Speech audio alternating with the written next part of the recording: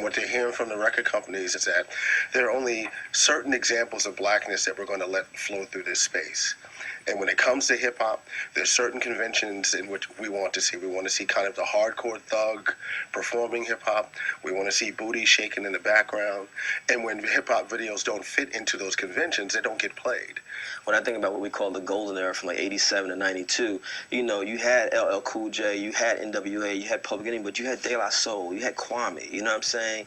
And so you had a diversity of black male expression. And so if you wasn't with Chuck D, you can get with De La Soul if you were a bohemian. If it wasn't with them, you can get with Kwame, you can get with Tribe Called Quest, you can get with, you know, Jungle Brothers, you know what I'm saying? So there's so many different types. The current images out there of black and Latino men in hip-hop, right. Do y'all feel like y'all want y'all sons to be like that? Hell no. I mean, maybe some aspects of business, you know, being an entrepreneur, being wealthy. They don't see that aspect on TV. They don't see. They don't even know that this is the entertainment. Working out a deal with with a person at a company. They see 50 Cent on TV with his vest on. Yeah. They see him with his gat on his waist. That's what they see. Because they don't. I mean, the media doesn't want to portray us. Or minority people with they don't want us. They don't want you to see that we good fathers. They don't want you to see that we good businessmen. Exactly. We don't just sell drugs. I sold water last summer. Holla. When Self-Destruction by KRS-One came out, we was all pumping it and loving it. We got ourselves together so that you can unite and fight for what's right. But now you can't go to a label with Self-Destruction.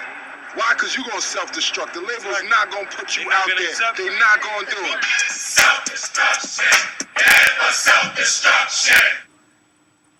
Nobody want to hear that no more. Soon as 50 comes in, he's killing us. He's selling out the roof. He's not got one kind of soothing, educational song, none of that. In the club, hit you with the ball, all of that, that violence. It's good music, but you know, it's got a life-violent content, and it's selling like hot flowers.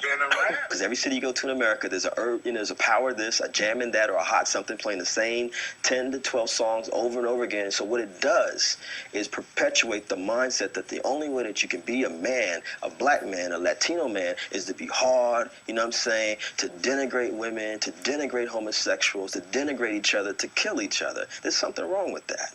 We have trusted the media and the corporations to define what hip-hop is. It's like now, Hot 97 is the station where hip-hop lives, so we hear that, and we don't understand that it's some corporation owned by people who have nothing to do with hip-hop who just trying to cash in. It's like, oh, hip-hop lives there. All right, so, you know, they must know. That must be what rap is. No, we had never let the media define us, so why are we doing that now? I went to talk to former Def Jam president Carmen Ashurst Watson about the shift in lyrical content in rap music. The time when we switched to gangster music was the same time that the majors bought up all the labels, right?